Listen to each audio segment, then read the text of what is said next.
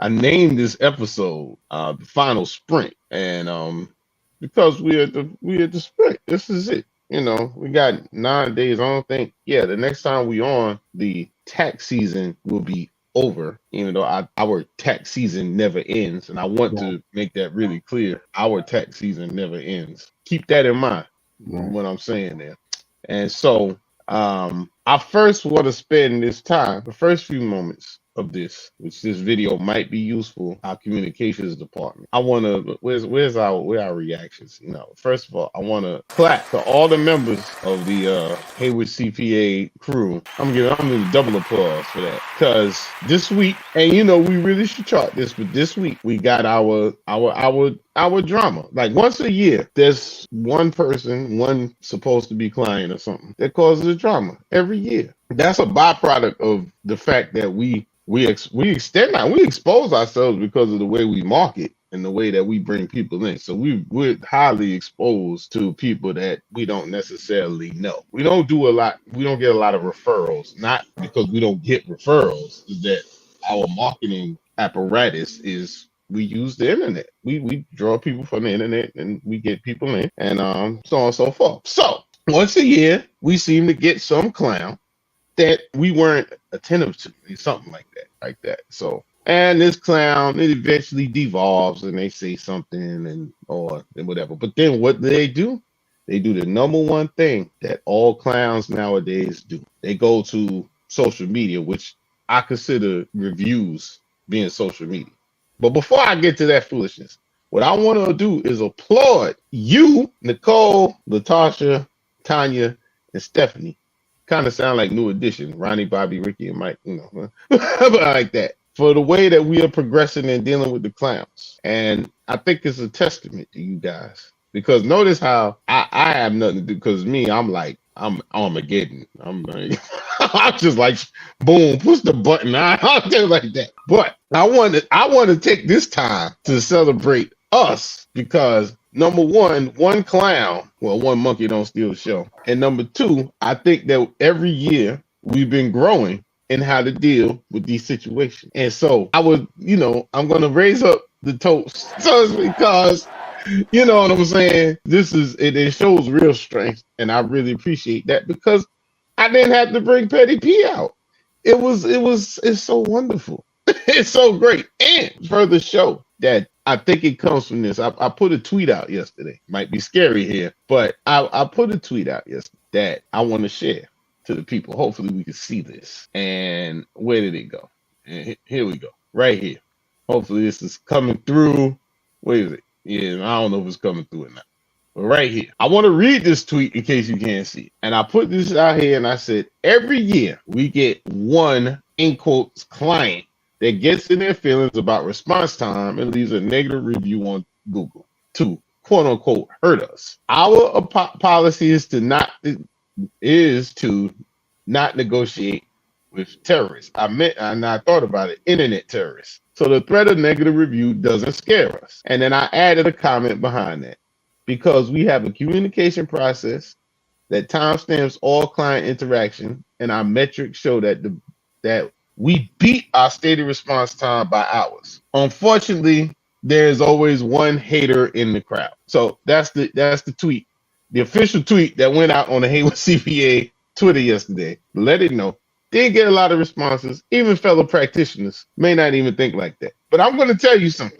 Negative reviews don't scare me, because it's usually people that should have never been your client that give negative reviews, number one. Number two, I mean, they're entitled to their opinion, but their opinion does not dictate who we are or what we do. So, and they always use, look, I didn't even read what this clown says, is whatever, but it's always like Armageddon, like, oh, they're the worst, there's something like that there. And you know what? These are always people who change their tax preparer every year. So there's always going to be something wrong for them. And so I just wanted to stay up there. I did this this could have been real hood, but I did this real straight just to say, look, for people out here, we're a community. We're a community. People that work with us, they understand. They know how to get in touch with us. We have so many ways for us to get in touch with us. But once again, I go back to data.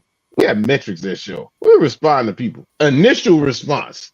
That's the key. And also, just because you send a message like every hour on the hour, that doesn't mean we're going to respond to you faster. In fact, it's going to slow down the response time because we have quite a few clients and we care about all our clients. So just because you say, ooh, me. Oh, yeah, by the way, me, doesn't mean that we're going to shut down some other client just for you. I want to make that very clear. And that may be a turnoff for people. People say, oh, well, I don't know if I want to be done. Oh, and I believe certain also I want to address this thing too. Because apparently, once again, I didn't read it, but this is just the feeding I got from the team. That you try to disparage one of our team people? Like really? Say somebody was out of their character. Somebody that like it makes no sense. So people have to understand. I know this is counter, but you know what came to me this morning in my pre-game thought is that what we doing. I mean, there are rules, and then at some point you have to start establishing your own rules. And yeah, the proper way to play it is to kowtow and oh my gosh, you said all this and do that. All right, that's the way to go. But I don't want to go that way. You know what I'm saying? We fight fire with fire extinguishers. And I have a golden rule, and this is for something that may be part of the discussion when we start giving advice, but I promise you, you will never aggravate myself or anybody else part of this company. I have no problem with stress. I have no problem with, whatever, pressure. But aggravation is not an option. So there's nothing you can do to aggravate us, people. That's all. So that was my thing for the morning. I'm done with it. I mean, and in fact, I think we're gonna clip this and add it as a link to the response that you cannot terrorize us. You can put the whole thing is once you put your little comment out, you're done. Okay, you said that. Now what? What are you gonna do? What you're gonna do is keep people like you away from us, which is more than happy. I'm glad for that. And as I said, for this, I shouldn't even give you this much juice, but I can't help it. I can't help it because everybody just said it. This is my final statement right here. Said, you know what? We don't even have to do anything to you. Your punishment is you being yourself.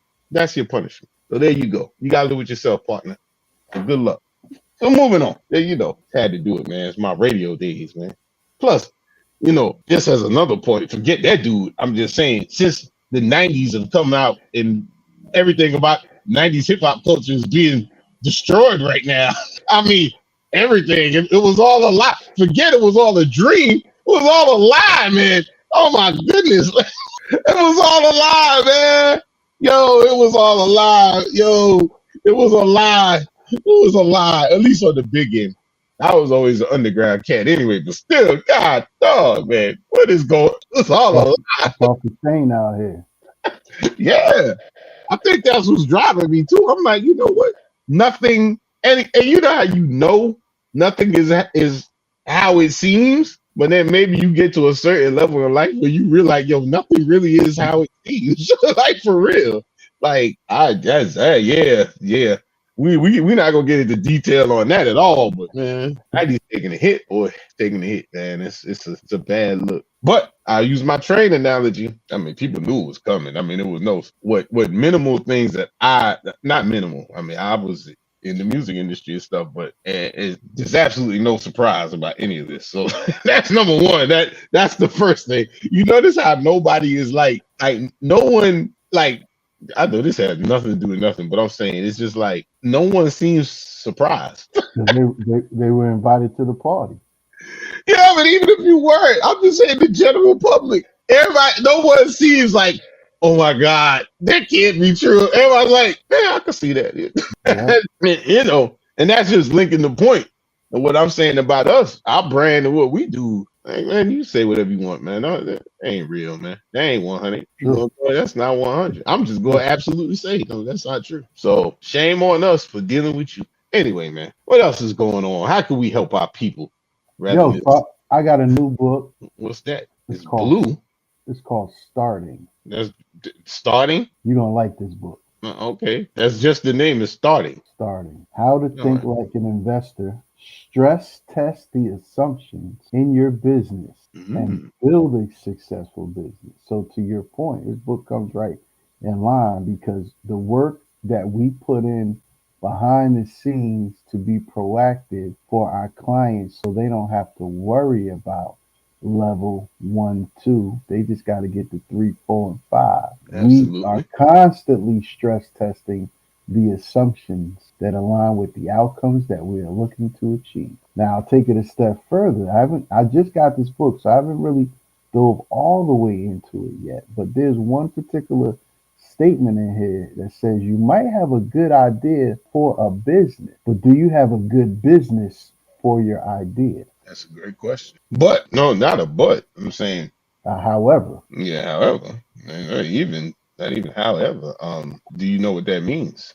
right. That's a So, question. so therefore, and then that just leads into our biz therapy methodology. And I got some other stuff. I'm gonna follow you up. I did some research this week too. Yeah, all right. So Well, you got it. I'm just no, well, it fits into that because what I've been doing, as we know, just working on this, and it's for marketing. I mean, because I've been studying and working on our marketing, and it's really getting down to the guts of. It's like getting to the molecular level of small business owner, so on and so forth. We've discussed it before, hmm but I've just been really toying with and figuring out who our client is, our avatar, and then also learning what the other clients are and really putting that dichotomy between self-employed individuals, small business owners, and entrepreneurs, and putting definition to those things. And I think there's a filter, there's a funnel system there because the self-employed individuals are just that. They hmm had, to a certain extent, they have an employment mentality. They just employed themselves. So in short, they made jobs for themselves. And this is not, you can't gauge it by money, by revenue. You can't say that. I mean, because some might be making million something dollars a year. All the outputs are theirs. Everything is hmm about them. They might have an assistant or something like that, but they're not, it's them. They're the whole deal. So in essence, when they're done, it's done. This is Right. finished. Right. And they out of here. And they're really, and this is early in my findings, but there's something, and I want to preface this by saying that these are just all characteristics. They're not judgments. They're characteristics. So self-employed people, and as it pertains in our business, I mean, self-employed people, they're pretty much like W-2 people, except they might have a Schedule C or we might have them in an S corp with getting a W-2. But their primary concern is their taxes, just like someone that has a W-2. Not really worried about growing the business. But honestly, to be frank, they can't grow the business because it's just them. So no Yeah. matter what, They're responsible. They're responsible for growing their own stuff, managing their own stuff. yeah, hmm but they can't grow. There's a ceiling. It's impossible. If you're the only person, there's but so much you can grow. Period. hmm Just because you only got 24 hours in the day and you got to Yeah, deal with every function. it's a small plant pot. Yeah. Like so there's a ceiling for you. Yeah. So somebody like that, they're not a growth minded business person. Right. They're self-employed. They got a job. That's what they got. It's just they're the boss. So hmm that's one. Small business owner is a little bit different, a lot bit different. Small business owner will have an operation and they'll want to grow. They're in that middle ground. Some don't want to grow. They want to take it as far as they can or something. But a hmm lot of them they're still in the mix. Right.